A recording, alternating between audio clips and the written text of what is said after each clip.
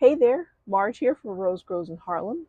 It is Feeding Friday, June 26th, and it's another day inside the basement greenhouse. So, the current conundrum that I have come across is that I have set up several bird feeders, as you have seen. If you have not, please feel free to go to my playlist and look at all the bird feeders that I've collected and I have hung from the frame that's left over from this greenhouse that I bought a long time ago, and I realized, you know what, greenhouses don't work when you don't have flat land. So I decided several times on different ways to use it. I was going to use it as a trellis, I was going to use it as this, that, whatever, but for right now, it's just where I have my bird feeders. Now, I guess a disclaimer, I understand that it's right up against the fence. I understand that the squirrels have very easy access. The chipmunks, the rats, the mice, every kind of critter that has easy access to climb up something that's made of very porous wood that's very easy to grab will have access to these bird feeders. But at this time, that is where I have set up the feeders. And I've been trying to think of ways of figuring out how I can deter them, right? I already had a squirrel little square hanging feeder that I had next to the bird feeders, hoping that, well, you guys have that feeder, and hopefully we'll leave that alone. But the mourning doves and other birds enjoy that feeder as well. So I have been researching. I have been watching YouTube videos and looking for books to see what's the best way to go ahead and actually get uh, or to stop the squirrels from coming to the bird feeders. Now, there have been a lot of recommendations. A lot of people have said use PVC pipe so that you can make something that rolls that they can't latch onto. Some squirrels can get around it. They can figure out how to balance so that it doesn't roll around. Others have said to use grease, and that the grease and Vaseline idea, I'm not looking to make the critters endangered in any way. If you go to a vet, if you go to a bird feed store, they will tell you, please do not do that, because if the oils get on their fur, they can't clean it off. They might get wet, especially in like the winter time and the cooler months. Um, they're not going to be able to clean their fur properly. They can, collect water or not warm or cool properly. So don't do it. It's not a great idea. But I did come across some interesting ideas, and I made a list. um, Things that we have tried before that have some success, but because of the relationship to the fence, it's not as useful as it could be. Baffles for the feeder tops. So I do have one baffle, but interestingly enough, it's not a smooth top. It's textured. So hopefully um, I'm looking to see if I can make some of my own, because these are like $25 to $50 to get them at a store, and I'm not doing the Amazon route, so I'm not going to look for something cheap that I can make myself, or that I might have, something for at home, something to make with it at home. I do have these things that are from the Dollar Tree. I'm sure they will get destroyed quickly, but these are supposed to be the cloches that go on top of a plant when you plant it and you want it to have kind of like a greenhouse effect. It has a little opening here so that you could let the air in, and you could turn it so you can keep it warm inside, and the moisture is all in there. And I think what I might do is I may end up either cutting, because you don't have to drill because this is very cheap plastic. But I think I will probably snip it and put that on top and see if that will stop them from being able to climb down and hanging. So that's one option for a baffle. Do I have anything else here? I am also considering getting. I'll probably end up going to Goodwill and getting some plastic platters, and hopefully that I can drill a hole into, and then I can put those, on top of the feeders, and that will give a nice wide uh, barrier. So this way they can't get around there. So that's my ideas for some baffles. walls for the pipe leading to the feeders. Now, this is another barrier, but vertical. So if you've not seen, like you see these pipes here for the greenhouse, I have curved pipes to make kind of like an archway, and there are straight pipes there as well. But if I can get some plates, drill some holes into those plastic plates and put those in between where the bird feeders sit, that should give them a barrier so that they can't get around that, and then it's going to be spinny. So if they attempt to hang on, they'll just roll and fall off. So that's another thing to try. Let's see.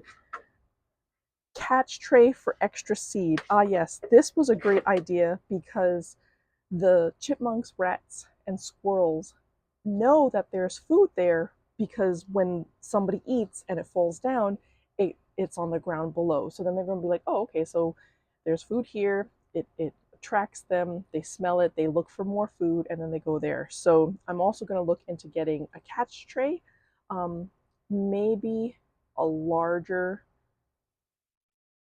I'm trying to think if I should do it with netting, or I might get like a frame. I'll have to think about that because I want something that will allow the rain to fall through, because it's just going to be a big bird mess of wet seed if I just put a plate underneath it to catch the food, unless I'm out there every day emptying that, which is a possibility and probably what I should be doing. But it's not going to happen. I can tell you that right now. So, but that's another idea, is get catch trays so that it's easier to clean up, or you can rake or sweep up the area underneath so that the food doesn't fall down. There are deterrent plants that I can sow or transplant. They consider lavender, mint, and geraniums, and basically that's what these are. This citronella is technically in the geranium family, so I wonder if I should just plant a whole bunch of citronella outside. I don't know. It's interesting because my citronella cuttings have thrived, and thank goodness they've thrived because the mother plant is dead. I don't know. I think I overwatered it, but I don't know. I have to assess this and bring it down to the roots and see what's wrong. But it's basically dead. So thank goodness I got cuttings because this was the ridiculous Bonnie citronella mosquito plant, and I'm pretty sure this plant was like, what was it, $15? I think it was $15, but there were 3 plants in there. I think. No, was that the case? No, I think I just bit the bullet and said, well, I'm going to use this as the mother plant, so I'm just going to plant this and take cuttings from it, and then I just left it down here, and yeah, I should have been taking cuttings every year, but I have a whole bunch of other plants that I can do that with. So again, planting lavender, mint, and geraniums. I have an explosion of chocolate mint in my front yard, and maybe I will do that underneath. Chocolate mint might be nice, but I don't know. I think you really need peppermint. I have tried in the past to deter pests with peppermint, and they just laughed in my face. Maybe it was because it was when I was in New York City, and I lived in a studio apartment, and I never wanted to cook because I always heard mice in my stove at night, and I didn't want to kill them. I should have probably just put out some humane traps and done stuff, but when you're living in the city and doing other things, that's not a priority. You just deal with it, and I ended up trying to use some essential oil. I put peppermint essential oil on little cotton balls, and I put those in muffin cups, and I put that in the stove, and they just laughed at me. And I think it aggravated my nostrils and my eyes more than it deterred them from the stove. So, but that's an option. Never gonna say no to planting lavender, mint, and geranium, so that's fine. Others consider PVC pipe. Now, I have PVC pipe. They recommend the wide ones, but I'm just looking for something that just rolls so that whenever they're on it, it'll move so that they can't do anything.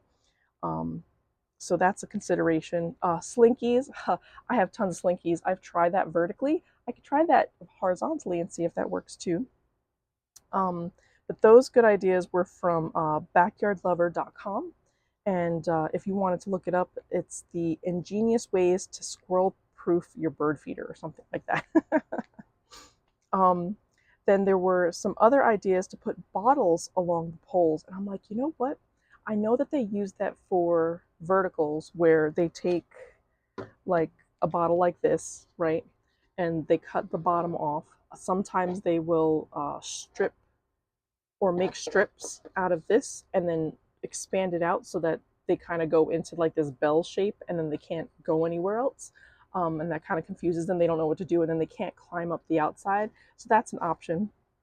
But somebody else also mentioned putting 2 of these on a vertical pole so that when they come up here, they can't move it. And then there's another one on top of it, kind of like a double thread, I guess. I don't know.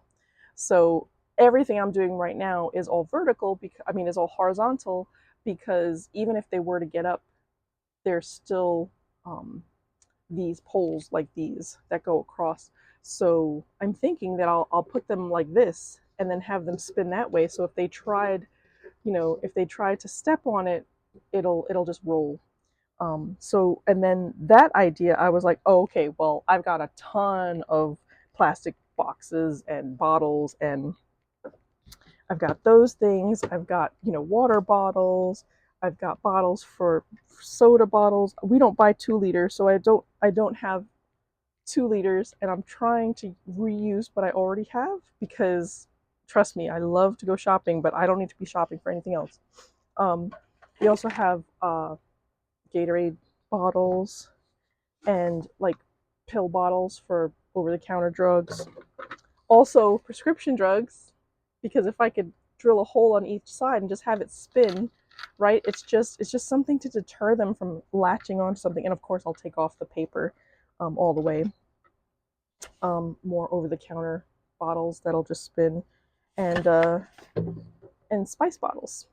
And by the way, this spice was delicious, and I cannot find it anymore.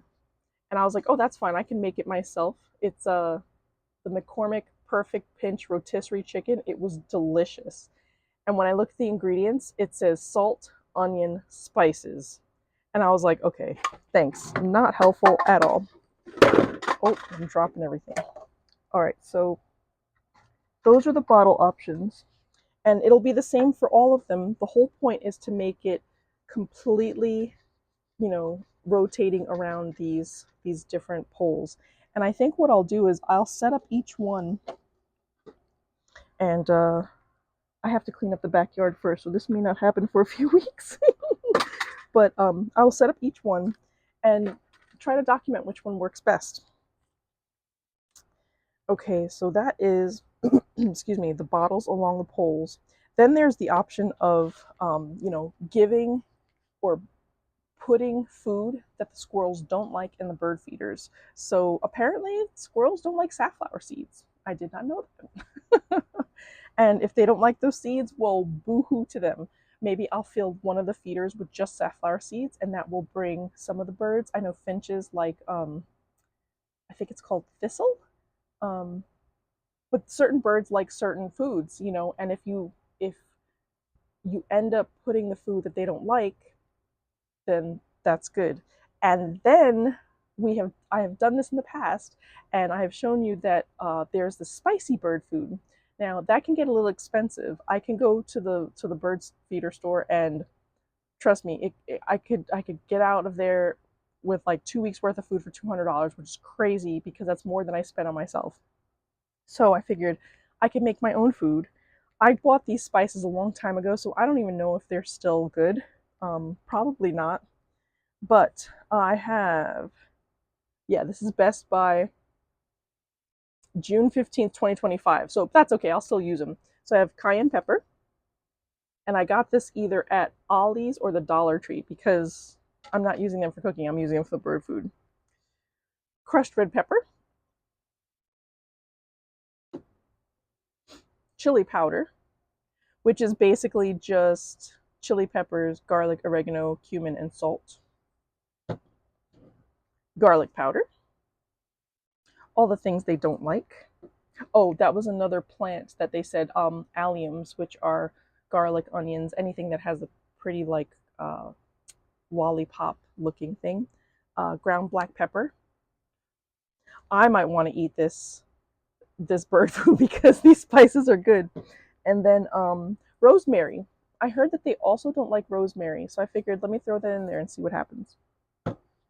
So there's an option of buying the spicy bird food, or I could take the bird food that I'm putting in the feeder. I'll mix it up with the spices, and then I'll put in the feeder. And then this way, we've seen before. I actually have this video, and if I think to link it, I'll put it up there. But the bird food will, like, the squirrels will come and try to eat the food, and they'll taste the spice. That'll work. That should work for the chipmunks. That should work for the squirrels. And hopefully the rats, anybody that has taste buds, so the mammals will not like that, and hopefully that will deter them from eating that food. And then the last thing, which I thought about, but I must not have thought about hard enough, was put the food for the squirrels elsewhere. I was being nice. I was like, oh yeah, I could just put the feeder on the end, and this way, you know, they'll be able to see the food, they'll see the birds, and it's like, no, you're attracting them to the food that are for the birds. So I actually have 3 different areas, I guess really 2 because of the amount of space between them, but I have 2 different areas where I can feed the birds and the squirrels. So what I can do is I can feed the birds up. Now let's see. I'll have to think about that because I might not have to go to the trouble of doing all these baffle things if I feed the birds further away from the house. But I don't want the squirrels and the other animals to have to come through the garden and eat there. I would prefer to keep them further away. I still want to give them food. Not that they're starving. Trust me, they have plenty of food. Plenty of food. Okay, so, but I might use the edge of the backyard to feed the squirrels and the other animals. I might do that. This way they don't have to climb, they don't have to do whatever, and hopefully they'll leave the bird food alone.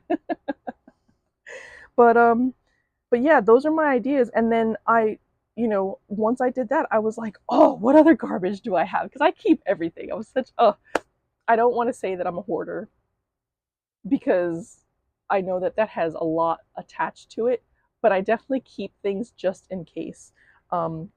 This thing is broken, or I think the other one was broken. I don't know. I bought this for real cheap, and there's definitely bugs in here, but I might also drill into this and use that as, because that's a unique shape. So instead of it rotating freely, it's going to rotate like on an angle, so that might be weird for them, and it's super slippery, so they can't grab onto that. I also have this thing where I got I think I got this as a gift. It was filled with cotton candy. It says plants. Plants. I think I used this to propagate at one point in time. Oh, no. I filled this with water years ago. I filled this with water, and I would put this really low level like plant food in there, and I would, anyway. So I have this. So that can also spin, as an option. Or I think it probably would be better as a bell baffle. Yeah, that would be good.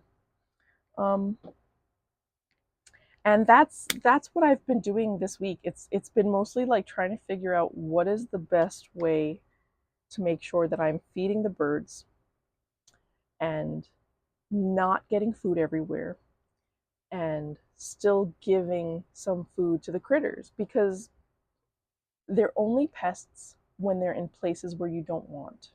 And I have to say that they have largely left, as long as the feeders were filled, they have largely left the crops that were, that were almost ready to harvest. They've largely left them alone. The strawberries, I think they got into because at one point in time I was not, I was not feeding them so much. And then that's when I got the idea, let me go get some feeders and give them that. Um, as long as they have water.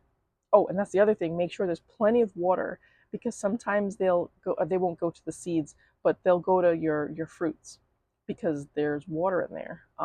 Now we had a crazy month. We had a crazy month of June where it was raining almost all the time and like days after days after days of rain and everything is soaked.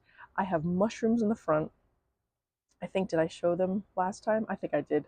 But we have more mushrooms. There are mosquitoes everywhere. I bought 2 bags of mosquito bits and the dunks, and I have to go through and do it all over again because every time it rains, it gets rid of it. It just waters it down. So, so yeah. But that is what's on deck this weekend. I think I might just lather myself up and off. Not even Zevo. We'll see what happens. I might do the deep woods off um, and get started on the cleanup. I know that people recommend that maybe I should get some help, but I think I need to do it at least at the beginning, um, almost as proof to myself to show that I can follow through. Um, I'm getting there little by little. I've not missed a Friday, kind of. I missed one Friday for these feeding Fridays, and that was because I was traveling. Um, but I ended up putting it up as soon as I could. But yeah, I think that's giving me some hope of what I can do because I was really upset that so many animals were coming in, and once I saw the rat I was like, okay, that's too much food. So I may also move the feeder that the squirrels can get to. I might move that one and only put the caged feeder, just leave those 2 over there. So we'll see. And then the one where the birds can hang upside down, I might put that one over here. So I'll have the caged feeder, the hanging upside down for the cakes, and then the other caged feeder. So I'll have 3 feeders on this side, and then over there where it's okay, where all of the animals can go and and do whatever, I'll put that far in the back, over by the tree, by the Japanese maple, and we'll see what we can do. Um, and if I get outside this weekend, next week you should see an extra video for the garden cleanup, and I will show you how big these empress trees got, like ridiculous. um, oh, and I have new zines out. I did not bring one downstairs, but this one was a little bit of um, oh, no way. Okay, sorry, I was distracted because this is why you don't sleep, or this is why you don't throw out plants. I had,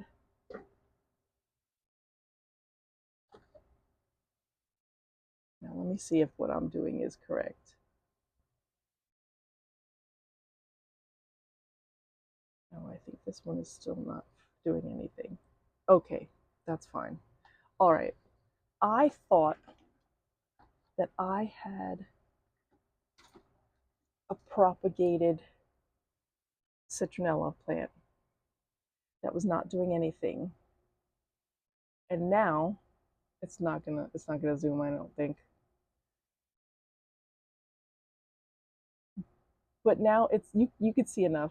It's got little buds. That was not doing anything for a long time, and now it's getting buds. So sometimes you just have to wait.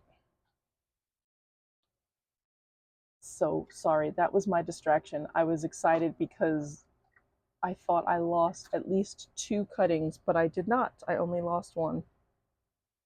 Yay, citronella! So those are my plans. Next time I will show you the new zine that is Star Wars themed. I am kind of trying to ramp up to make sure I have everything ready for Dragon Con and other conventions that I'm going to. That is the geeky side of life for me. And I actually have another channel. If you are interested in it, I may or may not put it in the comments. I'm trying to keep them separate because I've got geeky stuff on one side and gardening on the other. Um, and if I decide to do a crossover, I'll let you know. But um, who knows? Maybe I will do a song parody about gardening. It's due. It's definitely due.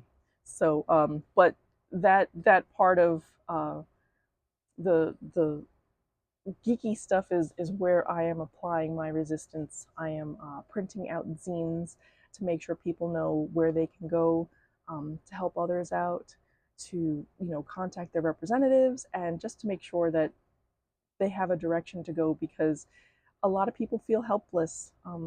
They were not taught what to do or where to look, to take action. And I'm just trying to provide a starting point. It's definitely not, you know, the it's it doesn't have everything you need, but it has a place to start. So if you're interested, go to bajoranresistance.info, BAJORRESISTANCE. I think that's, I'll put the thing down at the bottom, and I'll put it in the comments. So I hope everyone is staying safe out there. I hope you're finding your own way to resist, and remember that gardening is resisting. Remember to check in on your neighbors, and I hope you have a great weekend. Bye.